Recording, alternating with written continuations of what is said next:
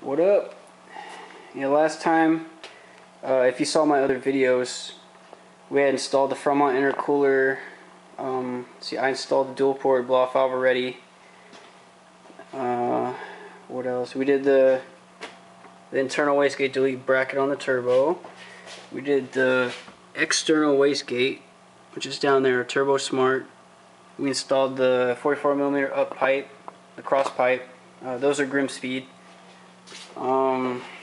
Obviously the AMR front mount intercooler, and then we had installed some gauges and some pods. So that was basically what we did on our own. Before that, all I really had was turbo back exhaust, methanol tuning, and then I dropped a K&N short ram intake in there, and that's what I was running for a long time. And since then, that's when my friends and I did all this stuff. And yes, I knew that it would affect the tuning and the drivability and everything. I had talked to my mechanic already. Once I did it, I turned off the methanol. I didn't get on boost. I shifted at 3,000 every time, you know. So I knew, you know, I didn't go into it ignorantly, and, you know, I didn't mess up my car. It's still running and everything. And then since then, like yesterday, I actually took it to my mechanic. So I got some more stuff done. Originally, all I wanted was for him to tap the methanol, because the line was just hanging free in there, because we had taken the top mount out and the rest of it was hooked into it. So it was just like a hanging cord.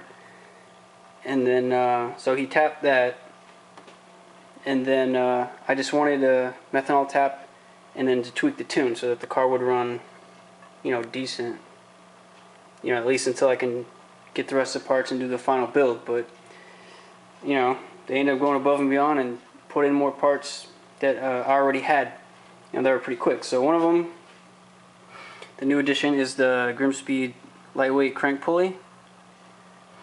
Wish it wasn't so down in there, because it's real pretty. Another one you might have noticed, the air oil separator, also Grimmspeed.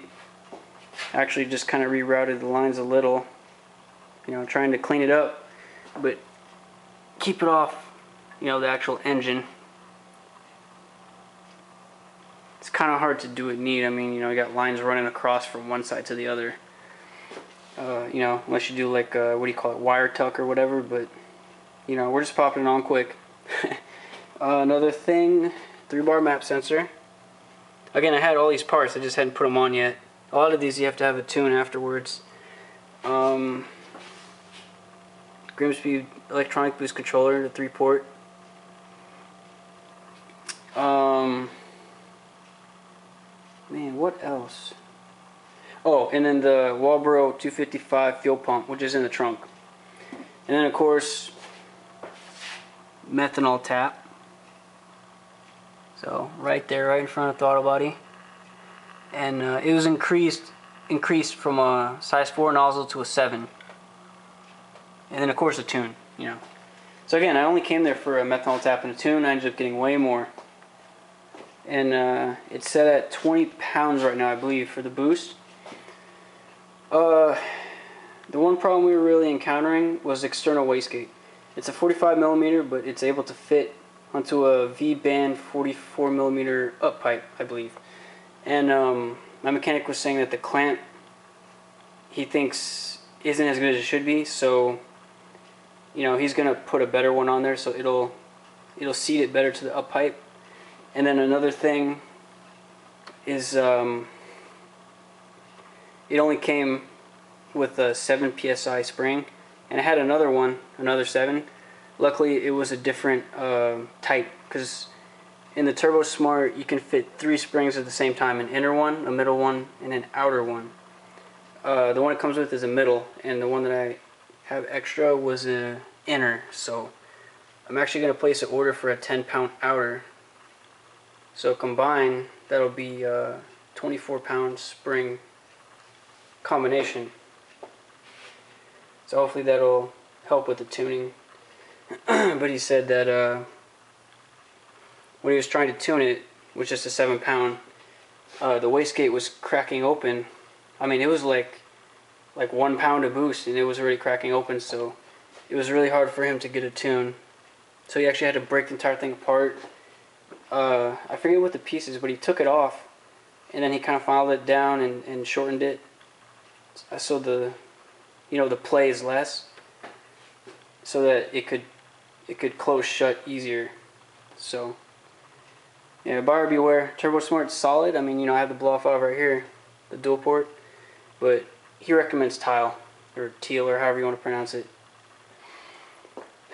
Yeah, and yeah, I mean, other than the bumper being kind of messed up, cracked there, I need to glue that, paint it. That one cracked, we already glued that.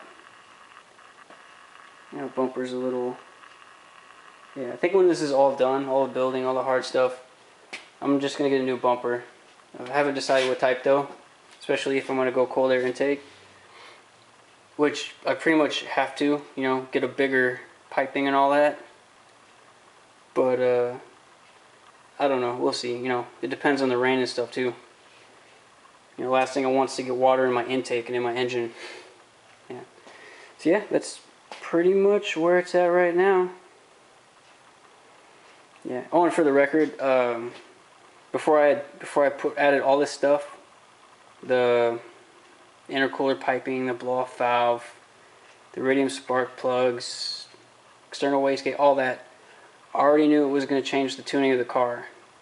And without a tuning, it wouldn't run properly. I already knew, and I already ran it by my mechanic ahead of time. Because in a way, I kind of felt like I'd be going behind his back if I just popped it on there without him knowing. So I ran it by him. He said it was cool. I put it on there with a couple friends, and then I turned off the methanol on the controller box. I turned it up, to where it kicks in a certain psi, and then I stayed off the boost, so there's no chance it would turn on. And I basically just shifted at 3,000 all the time. So it's been like 3 months I haven't been able to boost or really use the external wastegate. So, I guess lesson learned. I should have been more patient, but now all the stuff's in and he tuned it to where I can use it for now. But again, we still need to up the PSI, that external wastegate, and try to make it seat better to the up pipe. And then we can do the real fine tuning, where it's really solid.